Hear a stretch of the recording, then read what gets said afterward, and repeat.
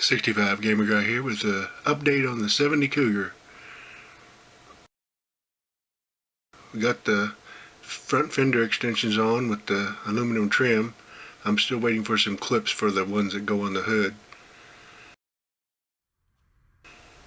Got the console and the rear and front seats installed. Got part of the instrument cluster installed. Got the door panels and stuff installed.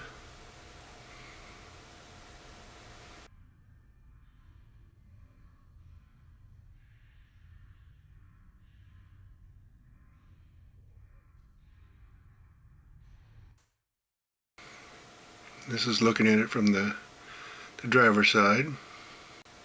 The steering wheel is not finished because we're not sure if we're going to have to take it off again or not.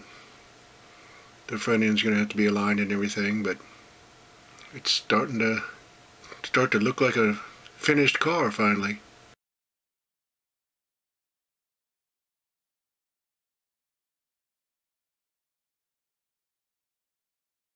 Thanks for watching.